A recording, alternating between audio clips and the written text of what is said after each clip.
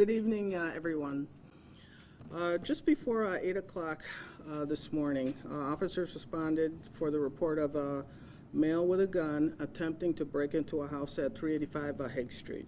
When officers arrived, the suspect immediately opened fire, and one of our officers was struck in the upper body at least one time. Officers immediately shut down the area, and the officer that was struck was transported to Strong Hospital, where he was treated and released. There is no threat to the community. We currently have someone in custody, and the investigation is ongoing.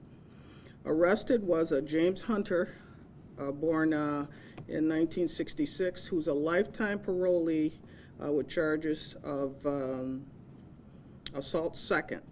And I'm going to have our investigative team come up shortly and talk to you in detail about that.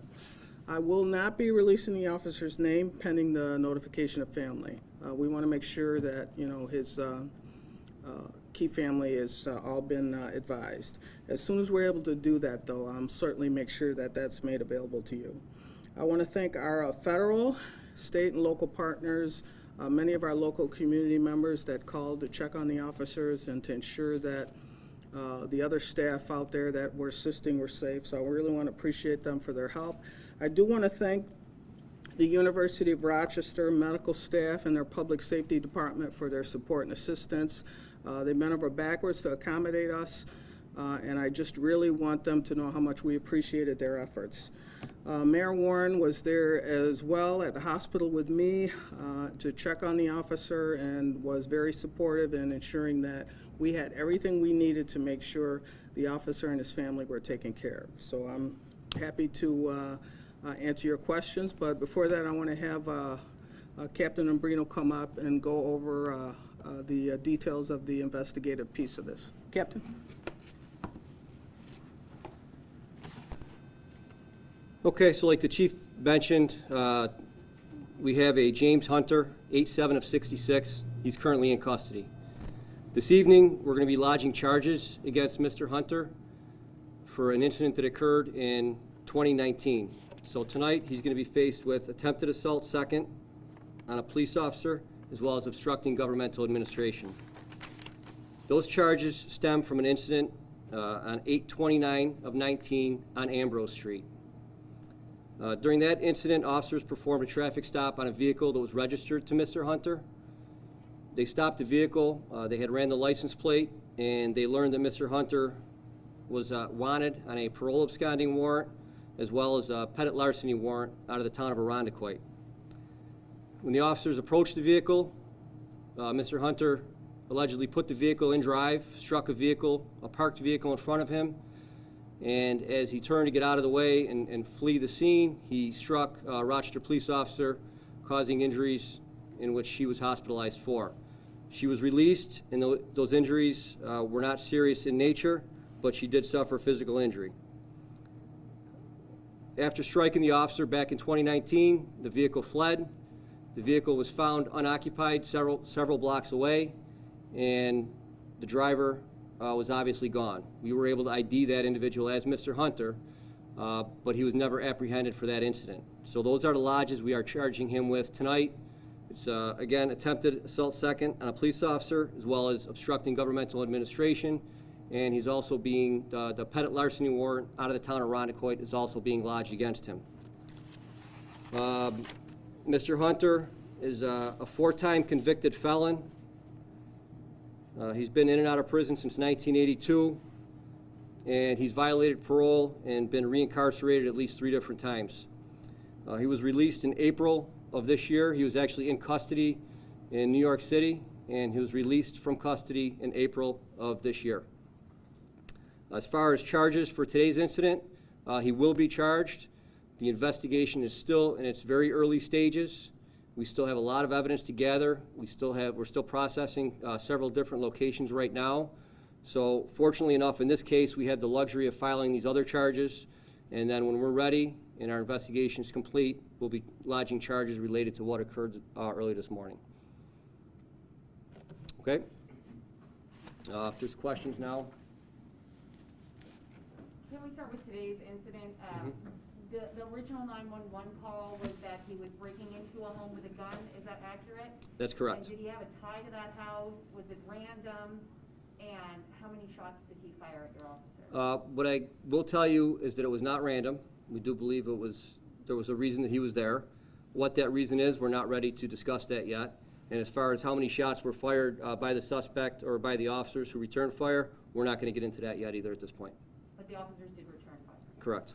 He was not hit, the suspect? That's correct. Other questions? I'll go. Going back to the previous incident, you said he was in jail until April of 2020. How come he wasn't charged? If you knew he was in jail, how come he wasn't charged before being released on this 2019 crime? He was not supposed to be released from custody at that point in time. Because of the lapse of time, he obviously took off after that incident in 2019. He fled the area, and he was not supposed to be released in April of 2019. He was released due to COVID. He was released from prison, and we were unaware of that at the time.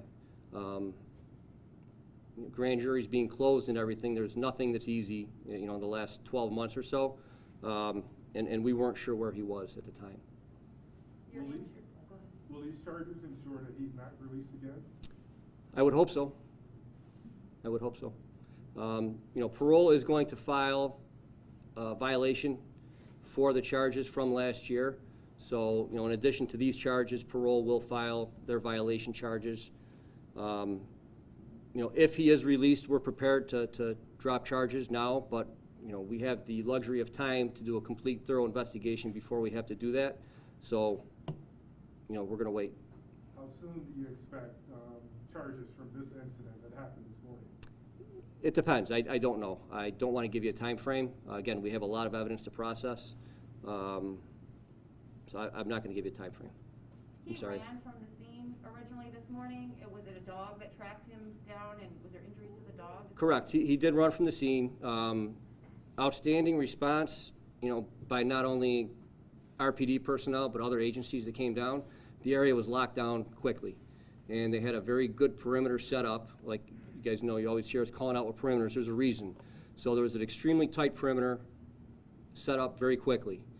With the assistance of the county K-9 as well as RPD K-9, the officers who were out there did a methodical yard-to-yard search, and thanks to Sheriff's K-9, we did locate the suspect hiding in one of the backyards that was within our perimeter. Did he still have a gun on him at the time? There was a gun recovered. We'll leave it at that for now. The dog was not injured. And was that all your questions? Oh, I've got plenty more. How long was the search? The officer has been released at this point in time. He's doing well. He's in good spirits. He's extremely lucky. Again, we're not going to get into the extent of his injuries, but he's very lucky. The suspect, he should be released shortly. He was bit by the dog. His injuries are not serious. He may have also sustained an injury when he was fleeing, jumping a lot of fences. His injuries are not serious either. And I don't believe he's been released yet, but he will be released shortly. And 2 officers responded to the original call? There was 2 officers on scene when the incident occurred, correct. Chief, you went to the hospital and saw him. How's he doing? What was the conversation like? I did. He was in fairly good spirits. He said he didn't like all the attention, he didn't want all the fuss, but I just asked him if he needed anything and told him to get plenty of rest, and that don't feel bad if he needs to turn his phone off, because he's going to get a lot of phone calls. People mean well, but he needs to get his rest, clearly. But he's doing well. Yeah, I felt so bad for his family. Obviously, as some of them are coming in, they're worried, as I would have been, and I know my family would be. But you know what? Fortunately, as the captain mentioned, wow, yeah, he's definitely lucky or blessed, however you look at it. But certainly, I'm really happy that he's not more seriously injured. I'm just grateful for that. Thank you. Thanks for asking. Chief, one more question. Sure. Since you came into this role, this is one of the first major incidents, especially dealing with an officer since you've been here. Mm-hmm. What's your mindset? How do you feel? What are you telling your officers, and what do you tell the community? Unfortunately, from my experience being here in the past, and unfortunately, these are incidents I've had to come to before. And in my experience in working on the justice process, these are the kinds of discussions we would have on a national police board to try to discuss ways to help police departments. But I will say that we had a lot of calls in support. That's something also I'm used to seeing. We had calls from all of our local partners, the state police, the FBI, the U.S. Attorney's Office, and they all had the same question: how can we help? And one local politician called me and said that, he'd seen all of the police agencies responded, and he didn't understand the process. But I told him, when something like this happens, we all come. Everybody comes. We all help each other out. And we would come and do that for other police departments when things happen. So I wasn't surprised by that. I was very encouraged. There was a lot of coordination. Everything went very well. We already debriefed to look at how things went, and nothing in these kinds of incidences ever goes perfectly, but I'm hard-pressed to find any major issues with it. A lot of coordination. People came together, and again, like I said, their question was, how can I help?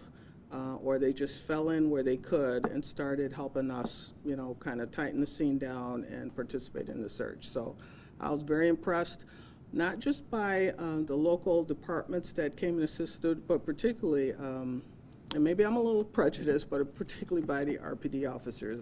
And they know I've mentioned this in our briefing session. A lot of attention to detail. I was very impressed by the work that was done, taking advantage of the existence of technology and bringing all of that together.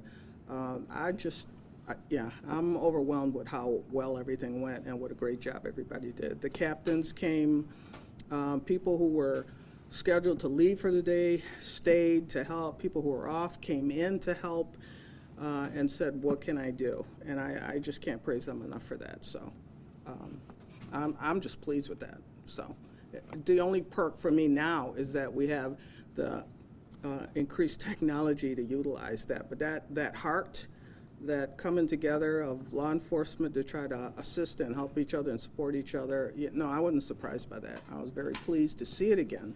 It makes you feel good. But I have no major issues with it. I was very encouraged by it. Chief, when you talk about new technology, can you be more specific? What are you referencing? Cameras, video, it seems everybody has it these days, which is, fortunate for us. You name it. The great part that I liked is not just the existence of it, but the attention to detail on the officers to include that in part of their investigation, to see where it existed and how it could help in the solvability process for this. So I was very impressed by that. It was just a part of the checklist and the process that they followed. So with no urging, I mean, these are things that they did on their own. So I was very pleased, very impressed with it. Captain, the suspect, you said he is a 4-time felon. Has he had interactions with police before? Obviously, this is 2 in our community where he's injured officers. What is his past record? Does it deal at all with police? I'm not going to get into the specifics, and quite frankly, I've had a chance to review the record.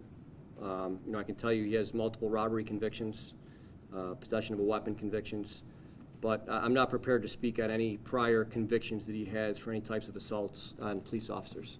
And his criminal record is not just in Rochester, it's throughout the state. Had you been looking for him since April? We have not been actively out there on a daily basis searching for him, no. Is it just the number of warrants you have for this kind of thing, or? Yeah, I mean, it's, again, nothing is easy, with the situation that we're currently in, with the courts being shut down, grand juries being shut down.